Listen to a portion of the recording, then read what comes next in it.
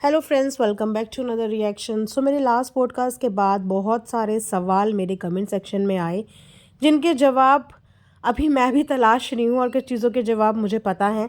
तो मैंने सोचा चलो आप लोगों के साथ शेयर किया जाए, बिकॉज़ आप लोग भी बहुत ही ज़्यादा कंसर्न हैं और वेट कर रहे हैं कि आखिर में रीज़न्स क्या हुए, ऐसी क्या प्रॉब्लम हो गई जिसकी वजह से रावत परिवार हम सबको दो हिस्सों में बँटता हुआ नज़र आ रहा है।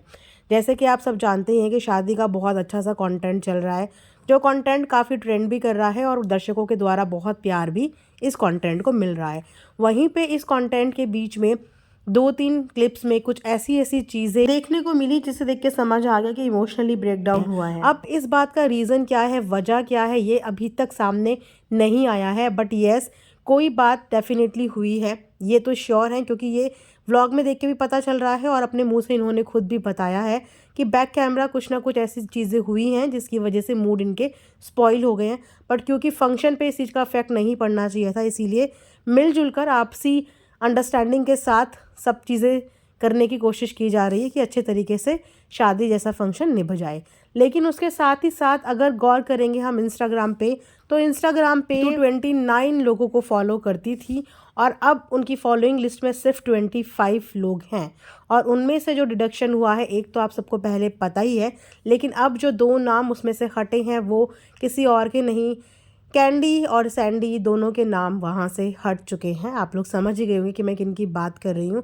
तो जी हाँ, उन्होंने एक दूसरे को फॉलो करना छोड़ दिया है और एक दूसरे को अनफॉलो कर दिया है, जिसे देख के वापस से बहुत सारे क्वेश्चंस के घेरे शुरू हो जाते हैं, बहुत सारे क्वेश्चन मार्क लग जाते हैं कि ऐसे क्या रीज़न्स हुए कि आपस में एक दूसरे को अनफॉलो करने तक की नौबत आ गई। वहीं पे अगर कमेंट सेक्शन देखें हम सैंडी का, तो उसमें भी बहुत सारे लोग उसके ऊपर कई तरीके की बातें कर रहे हैं, कई तरीके के इल्ज़ाम लगा रहे हैं, हर चीज़ का गुनहगार उसी को बता रहे हैं, हर चीज़ की वजह उसी को बता रहे हैं। तो देखो गाइज़, मैं यही बोलूँगी कि जब तक कोई भी चीज़ की क्लैरिटी नहीं मिलती, तब तक हम किसी भी एक इंसान को इस चीज़ के लिए गलत नहीं ठहरा सकते कि आखिर में गलती किसकी है, बिकॉज़ वो लड़की वहाँ रहती ही नहीं है और जहाँ तक मुझे लगता है उस घर का कंट्रोल उसके हाथ में नहीं है। और कोई भी उस घर में इतना छोटा बच्चा नन्हा काका नहीं है कि कोई किसी को भड़काए और वो उसके भड़काने में आ जाए। सबके सब मैच्योर इनफ हैं, अपना अच्छा बुरा अच्छे से समझते हैं, सही गलत अच्छे से समझते हैं, समझदार हैं। हमसे भी एज में कई बड़े बड़े लोग हैं, तो उनको कोई भी आके, नया बच्चा आके मैनिपुलेट नहीं कर सकता या ऐसे भड़का नहीं सकता। तो ये तो सिर्फ अपने मन को ठंडक देने वाली बात हो गई कि सारी चीज़ की वजह वही है, वही आके भड़का रही है। मुझे ऐसा कुछ भी नहीं लगता कि वो भड़का रही होगी। इनफैक्ट मुझे ऐसा लगता है कि उसके बस में खुद भी कुछ नहीं होगा। तो वही सब चीज़ें हैं, तो अच्छा नहीं लगता कि ऐसे किसी भी पर्टिकुलर इंसान के लिए एकदम से नेगेटिव कमेंट करना शुरू कर दो या इतना भला बुरा उसको कमेंट सेक्शन में बोल रहे थे, जो पढ़ के भी मुझे भी अच्छा नहीं लगा कि किसी भी लड़की को जिसकी बेचारी की अभी शादी भी नहीं हुई, जो जिस घर में अभी आई ही नहीं है और उसको अभी से इतनी ज़्यादा नेगेटिविटी मिल रही है जस्ट बिकॉज कि वो एक पार्टी का सपोर्ट कर रही है या अपनी फैमिली मेम्बर का सपोर्ट कर रही है। आप लोग खुद सोचिए कि अगर आप उसकी जगह होते और आपकी शादी होने वाली होती, एक रोका सेरेमनी होके चीज़ें अभी डिले हुई होती, तो क्या आप इस टाइम पे किसका साथ देते, किसका सपोर्ट देते, कहाँ से भले बनते और कहाँ से बुरे बनते। तो हर एक इंसान की देखो अपनी मजबूरियाँ होती हैं, इसीलिए यहाँ पे हम किसी को भी गलत या सही नहीं ठहरा सकते, क्योंकि ये एक फैमिली प्रॉब्लम है और ये हर घर की कहानी है। हर घर में ये सब चीज़ें होती हैं, बस फ़र्क सिर्फ इतना है कि इनके घर की कहानियाँ कैमरे पे आ जाती हैं और बाकी जो लोग व्लॉगिंग में हैं ही नहीं, उनके घरों की कहानियाँ कभी भी सोशल प्लेटफॉर्म पे नहीं आती हैं। और उसके बाद बात करते हैं कि शादी जैसे फंक्शन में 2 टीम्स में ये लोग क्यों डिवाइड हो गए। तो जब पहले दिन मैंने सबको साथ देखा तो तब तो मुझे ऐसा कुछ आइडिया नहीं लगा, लेकिन उसके बाद जब मैंने देखा तो यकीन मानो कि मेरे माइंड में कुछ भी नेगेटिव नहीं आया।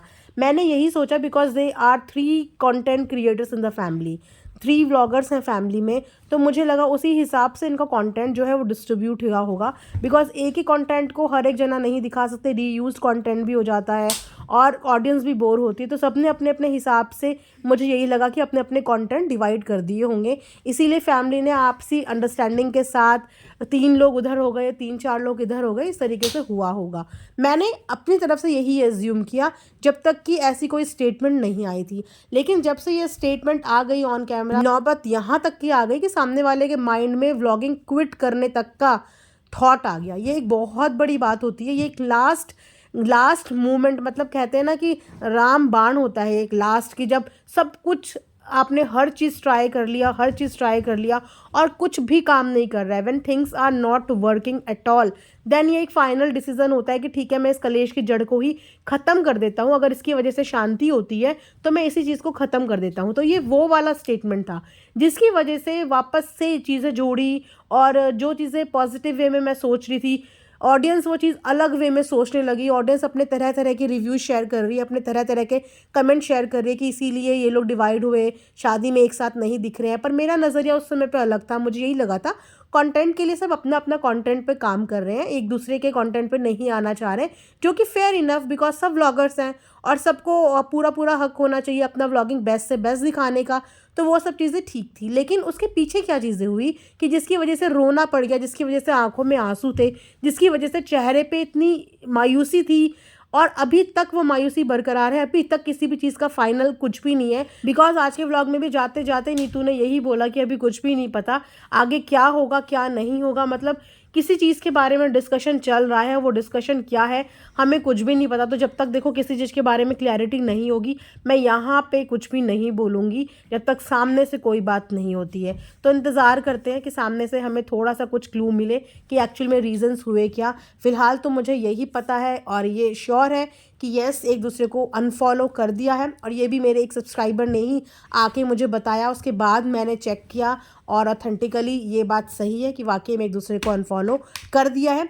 रीज़न्स बहुत जल्द आप सबके सामने भी आए जाएंगे, बिकॉज आप लोग इतना प्यार करते हो तो वो चाहकर भी आप लोगों से चीज़ें नहीं छुपा पाएंगे, क्लियर तो करना पड़ेगा। क्योंकि एक क्विट जैसी इतनी बड़ी स्टेटमेंट अगर दी है तो उस स्टेटमेंट का डिस्क्रिप्शन भी देना पड़ेगा कि वाई, ऐसे क्या रीजंस हो गए, ऐसे क्या सर्कमस्टांसेस हो गए, ऐसा क्या आप लोग इतने परेशान हो कि जिसकी वजह से आप लोगों ने इतना बड़ा डिसीज़न लेने की सोच ली है। वहीं पे बात करें तो सोनी दीदी भी आजकल इन्हीं के घर पे दिख रही है। तो मैंने पहले यही सोचा था, मैं आपको बता रही हूँ ना कि पहले मेरे माइंड में ऐसा कुछ भी थॉट नहीं था। मैंने यही सोचा कि रिहर्सल्स की वजह से या रेडी होने की वजह से यहाँ पे आई होंगी, क्योंकि आपस में उन लोगों के काफ़ी सारी परफॉर्मेंसेज हैं, यही सोचा। लेकिन जब ये वाले स्टेटमेंट आया उसके बाद चीज़ें थोड़ा अलग वे में देखने को मिल रही हैं कि ऐसा डिवीज़न क्यों हो गया। आई होप कि जो मैं पहले सोच रही हूँ कि सब कुछ ठीक है और सिर्फ कंटेंट के लिए अंडरस्टैंडिंग के साथ, म्यूचुअल अंडरस्टैंडिंग के साथ ये डिवाइड हुआ है, तो बहुत अच्छी बात है। लेकिन अगर वाकई में कुछ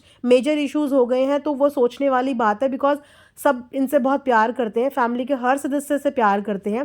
और मैं हमेशा से बोलती हूँ कि एक फैमिली व्लॉगिंग फैमिली के साथ ही कंप्लीट होती है और फैमिली के साथ ही देखने में अच्छी लगती है। तो जब फैमिली बिखर जाती है तो उसका हमें भी बुरा लगता है। जाहिर सी बात है कि इन लोगों को खुद भी बुरा लगता होगा, लेकिन ऑडियंस को भी देखने में बुरा लगता है। हंसता खेलता परिवार हर किसी को अच्छा लगता है, और एक हंसता खेलते परिवार को देख के जो पॉजिटिव एनर्जी आती है, जो पॉजिटिविटी आती है, वो हर इंसान चाहता है। बिकॉज आज की डेट में सबके माइंड में इतनी टेंशन्स हैं, पर्सनल लाइफ को लेके, प्रोफेशनल लाइफ को लेके, तो उस पर से अगर किसी का प्यारा सा फैमिली व्लॉग सामने आता है और वो फैमिली व्लॉग देख के किसी की 5 मिनट के लिए, 10 मिनट के लिए, आधे घंटे के लिए अगर टेंशन दूर होती है तो वो एक बहुत अच्छी बात होती है, एक बहुत अच्छी इन्फ्लुएंसिंग होती है। और इसीलिए इंसान यूट्यूब पे आता है, व्लॉग्स देखता है, ताकि उसके माइंड को थोड़ा रिलैक्स मिले, उसे देख के अच्छा मिले, पॉजिटिव एनर्जी मिले।